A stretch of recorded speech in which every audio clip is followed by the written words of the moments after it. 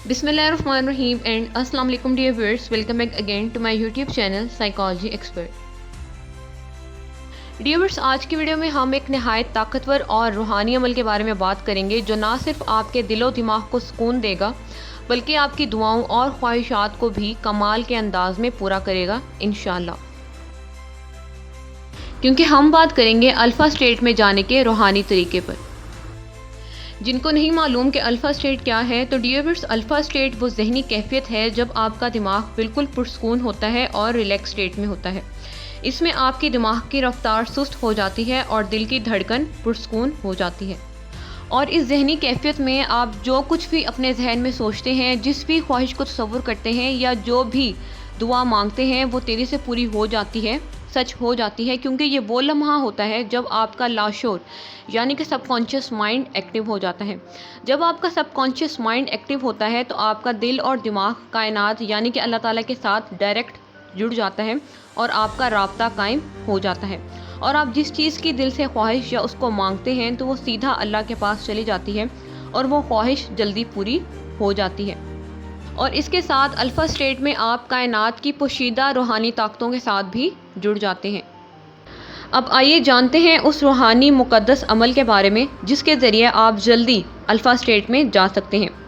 वैसे तो alpha state में जाने के बहुत सारे साइंटिफिक तरीके और फिज़िकल एक्सरसाइजेस मौजूद हैं, लेकिन अभी जो रूहानी तरीका मैं आपको बताऊंगी ये सिर्फ एक अमल नहीं है बल्कि ये रूह और कायनात के दरमियान राब्ते का दरवाज़ा है।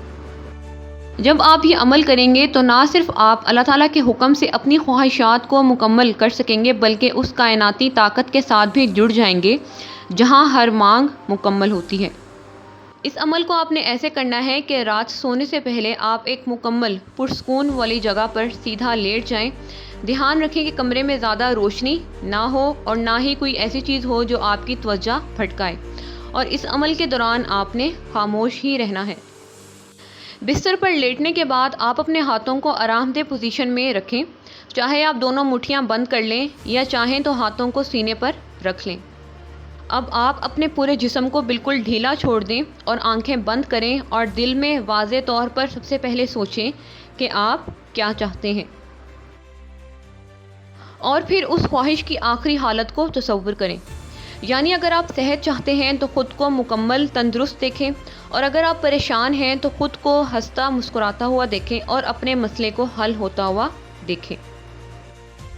अब बंद आँखों के साथ 11 बार दरूद पाक पढ़ना शुरू करें और जहनी तसव्वुर में ही अपनी ख्वाहिश को अपनी आँखों के सामने मुकम्मल होता हुआ देखें।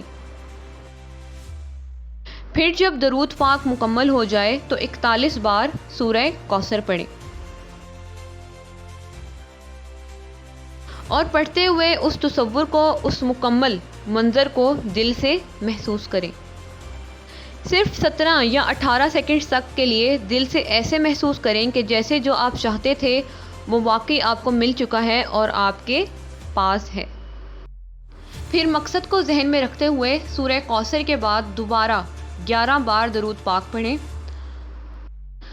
और फिर खामोशी से पुरसकून दिल के साथ इस अमल पर मुकम्मल यकीन रखते हुए इसी तसव्वुर को जहन में रखते हुए सो जाएं।